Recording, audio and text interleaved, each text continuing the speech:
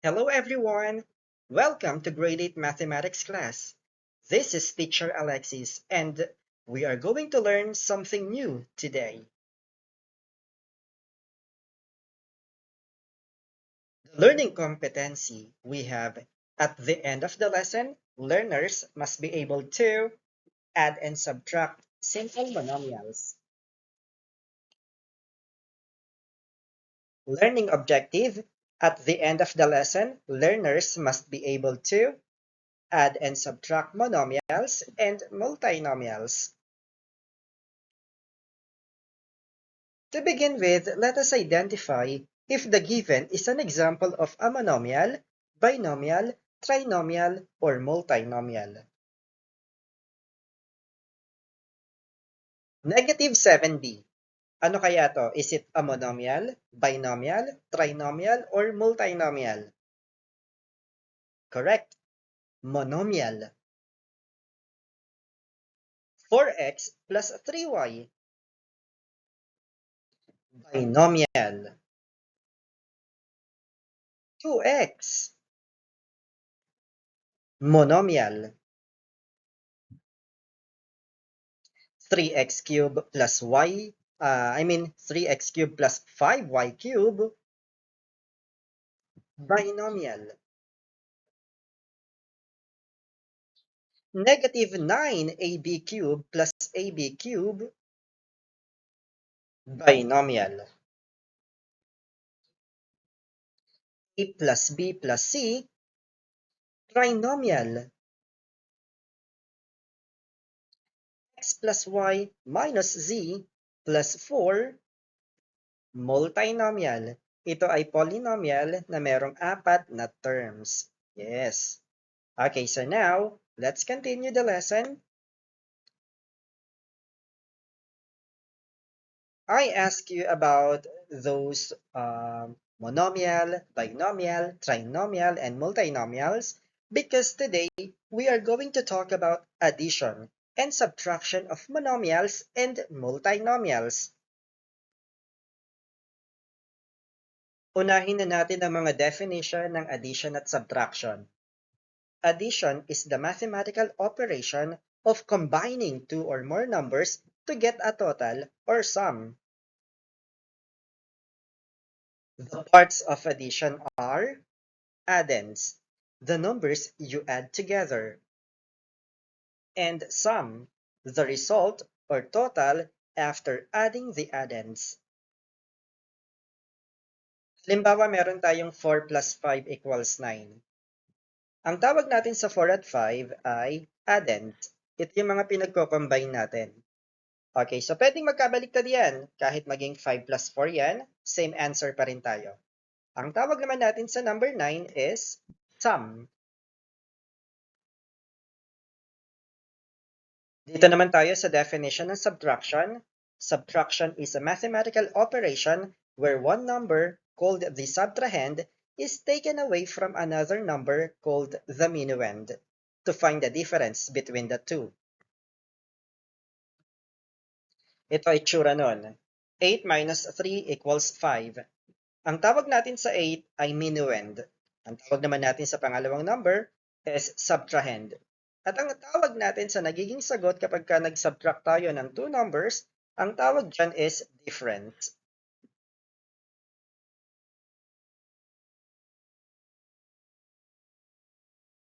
Okay, let us now proceed on addition and subtraction of monomials. Number 1, 3x plus 4x. Para malaman natin yung sagot dito, alamin muna natin kung sila ba ay like terms or hindi. Kasi kapag like terms sila, napakabilis lang natin makuha ng sagot. Bakit? Okay, unang gagawin natin is ililinya muna natin siya ng katulad ng ganito, kung paano tayo mag-add ng integers. If they have the same variable, you will just copy it because they are like terms. Copy the variable x. Next is, let us add their numerical coefficients, 3 and 4. 3 plus 4 is 7. Ganun lang kasimple. Therefore, 3x plus 4x is 7x.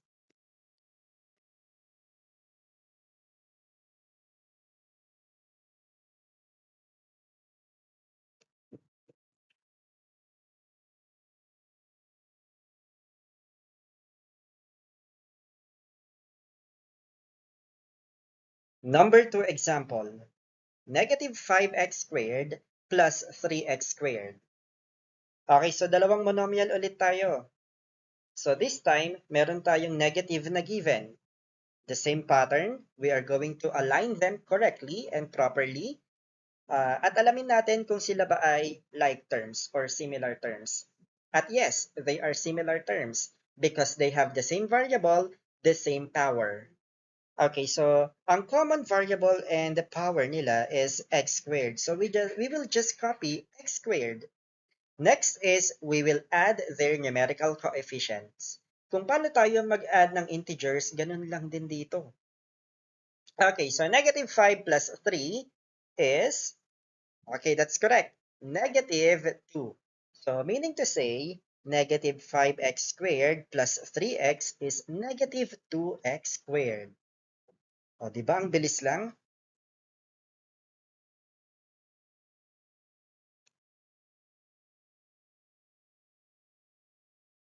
Okay, number 3 na tayo. We have 4x squared minus 6x squared. Ang subtraction of monomials ay halos kaparehas lang din ng subtraction of integers. We will follow the rule KCC, keep, change, change, or sa ibang school, ang gamit nila is KFC, keep, flip, change. Okay, so let's do it. So kung mapapansin nyo, itong 4x squared minus 6x squared ay naging 4x squared plus negative 6x squared. Yung 4x squared ay positive. Nanatili siya kaya siya tinawag na keep. Yung subtraction sign naging plus sign kasi nga change or flip. At yung 6x squared ay naging negative 6x squared. Kasi ito ay change. Okay, so yung keep, change, change ay nakabase sa kanilang mga sign. Okay, so it is just the same as addition. Okay, so una, i-align natin ng ayos ang ating mga given. 4x squared plus negative 6x squared. Gaya ng aking ginawa kanina, dahil sila ay like terms, yung x squared ay kokopyahin mo lang. Tapos, ang gagawin na natin is 4 plus negative 6. What is 4 plus negative 6? Negative 2. So therefore, the answer here is negative 2x.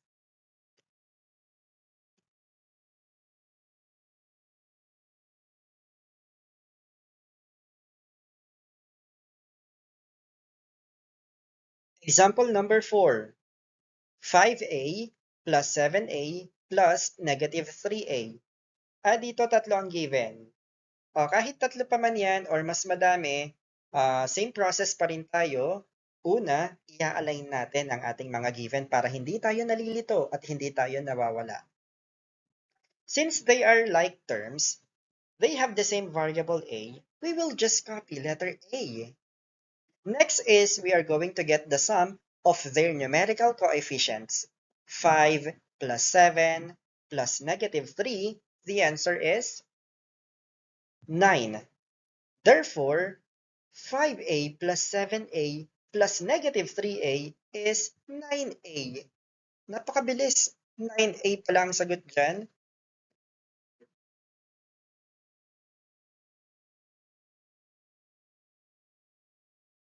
Dito naman tayo sa number 5. Negative 10ab minus 15ab. Subtraction ulit to. So we will follow the KFC or KCC. Keep, flip, change, or keep, change, change. Okay? So mangyayari dyan, negative 10ab, negative 10ab pa rin kasi keep. Since the operation is subtraction, we will flip it or we will change it into addition. At 15ab, we are going to change it into negative 15ab. Ginagawa lang natin to pag subtraction ha, baka mamaya gawin nyo rin sa addition. Okay, so now, let us align all the given. Negative 10ab plus negative 15ab.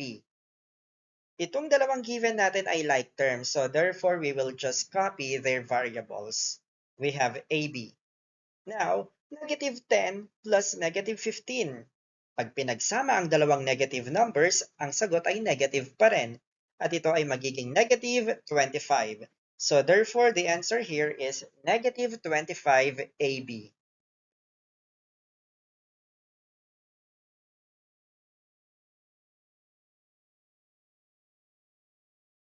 Okay, dito na tayo sa number 6. We have addition and subtraction of binomials. Binomials naman ngayon. Kanina kasi puro monomials ang ating given. We have 8f minus 4 plus negative 16f plus 3. Parehong binomial ang ating i-add. So para makuha natin yung sagot, ihanay natin, i-align natin ng tama. Magkakatapat ang constant term, magkakatapat ang mga terms na may parehong variable. Okay, sa case natin, ang mga constant term ay negative 4 and positive 3. Sila ang magkalinya, sila ang i-add natin. So negative 4 plus positive 3, the answer is negative 1. Okay, next is 8f plus negative 16f. We have negative 8f. So therefore, the answer for this question is negative 8f minus 1. And make sure, para mas maayos ang ating galawan dito, i-align mo lang ng ayos. Same process, align it correctly.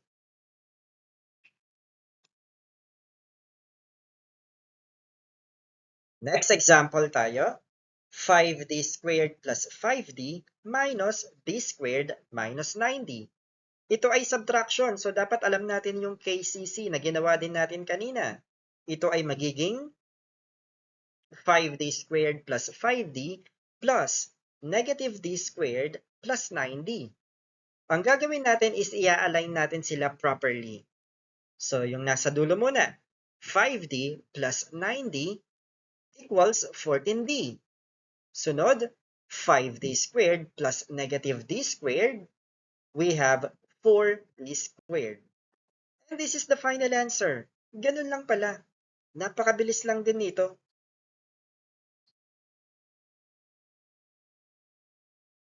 Sunod tayo. Meron palang tanong dito.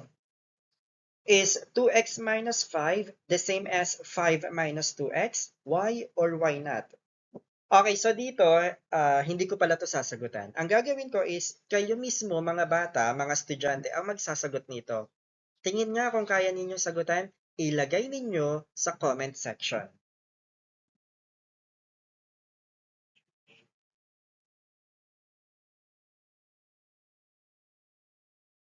Okay, ngayon naman ay addition and subtraction of multinomials. Okay, multinomials na tayo. Kung makikita natin, parehong trinomial ang ating i-add. So we have 6x squared minus 7y plus 7z plus 8x squared plus 3y minus z. All we have to do is to align them properly para hindi tayo nahihirapan. Okay, una, yung nasa dulong part, 7z plus negative z, we have 6z. Now, yung nasa gitna, negative 7y plus 3y equals negative 4y. And the last one, we have 6x squared plus 8x squared. The answer is 14x squared. Therefore, the answer here is 14x squared minus 4y plus 6z.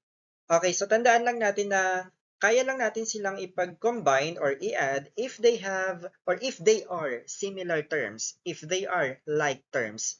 Hindi natin pwedeng ipag-combine ang unlike terms. Okay?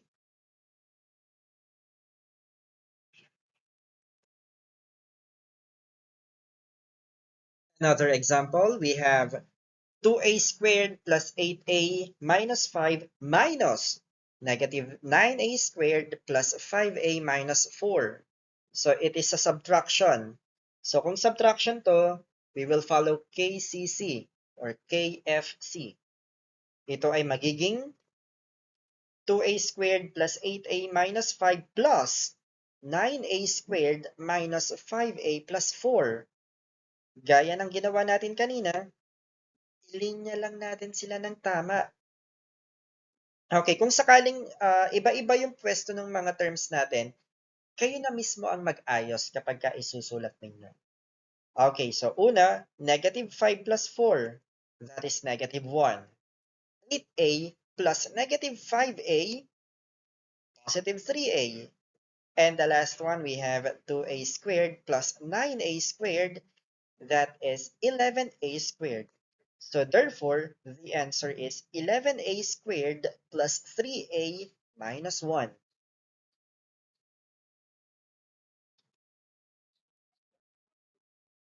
Okay, para naman dito sa example number 9 natin, we are going to find the perimeter. Ito pala yon. Okay, so tingnan natin kung kaya natin kunin ang perimeter ng triangle na nakikita natin sa screen. At may mga sukat ang kanyang sides. Dahil ang triangle is a polygon with 3 sides, ang tatlong sides niya ay may mga sukat na una, 2x plus 6. Pangalawa, 3x. Pangatlo, 9x minus 1.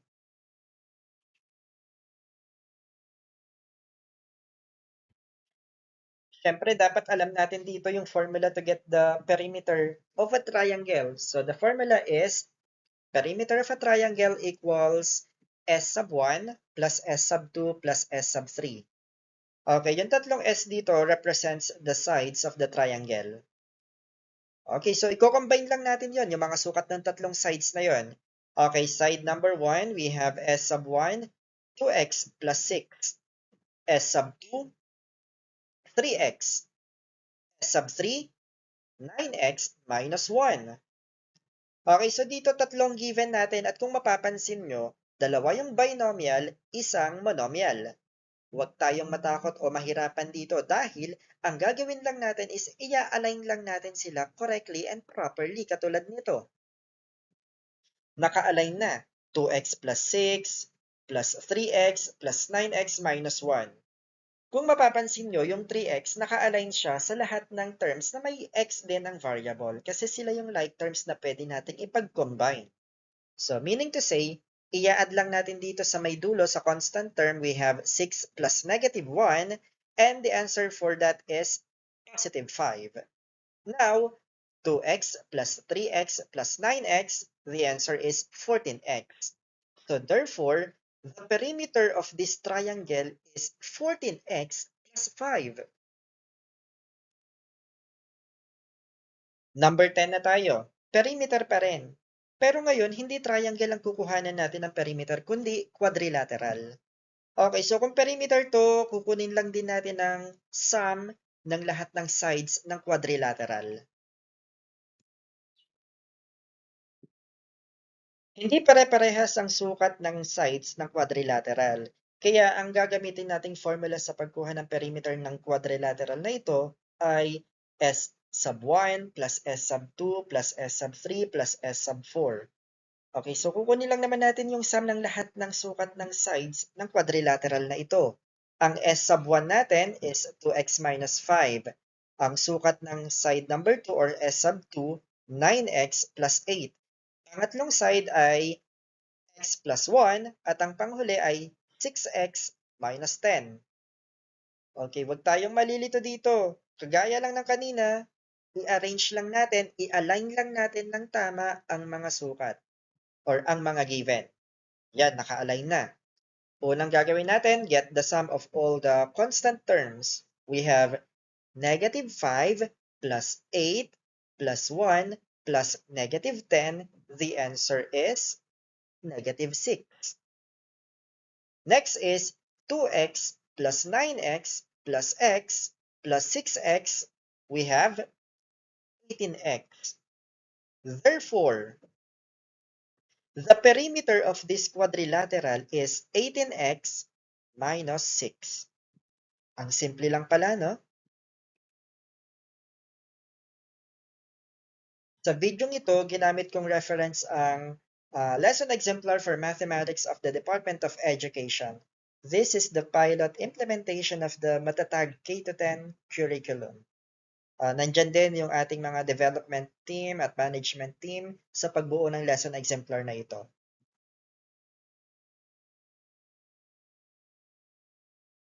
Ayan, maraming salamat sa inyong pakikinig at nawa ay may natutunan kayo kahit konti sa lesson na ito. Okay, just keep on learning mathematics because it's very fantastic, challenging, and fun. Okay, see you on my next video. Thank you. Goodbye.